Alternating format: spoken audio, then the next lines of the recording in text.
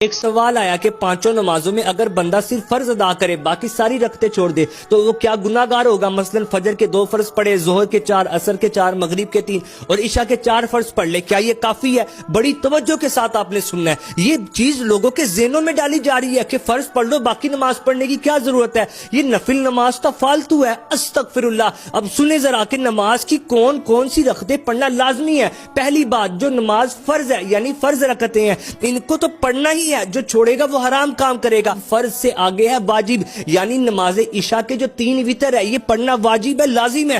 نبی پاک علیہ السلام کی حدیث پاک ہے اوتروا قبل ان تصبحوا، کہ نماز وتر صبح ہونے سے پہلے پڑھو۔ ایک حدیث پاک میں فرمایا کہ نماز وتر حق ہے، جو نہیں پڑھے گا وہ ہم میں سے نہیں ہے۔ یہ سرکار حکم دے ہے نماز وتر پڑھو، تو یہ نماز وتر پڑھنا واجب ہے یعنی لازمی ہے۔ اب وہ سنتیں جن کی نبی پاک علیہ السلام نے تاکید فرمائی ہے کہ ان سنتوں کو پڑھنا ہے، یعنی فجر میں فرضوں سے پہلے والی 2، ظہر میں فرضوں سے پہلے والی 4 اور بعد والی 2، عصر میں سنت موقدہ نہیں ہے، مغرب میں فرضوں سے بعد والی 2 اور عشاء میں فرضوں سے بعد والی 2، یہ ہیں 12 رکعتیں سنت موقدہ۔ نبی پاک علیہ السلام کی حدیث پاک ہے کہ جو ان 12 رکعتوں کو ادا کرے تو اللہ پاک جنت میں اس کے لیے محل تعمیر فرمائے گا۔ سرکار علیہ السلام نے فرمایا کہ جو میری سنتوں کو چھوڑے اسے قیامت کے دن میری شفاعت نہیں ملے گی۔ یہ وہ سنت جن کو نبی پاک علیہ السلام نے ادا بھی فرمایا اور ادا کرنے کی تاکید بھی فرمائی۔ اگر 1-2 بار چھوٹ گئی تو برا کیا، لیکن اگر کوئی ان سنتوں کو چھوڑنے کی عادت بنا لے گا تو وہ گناہگار ہوگا۔ اب وہ سنتیں کہ جن کو چھوڑنے پر گناہ نہیں ہے، یعنی سنتیں غیر موقدہ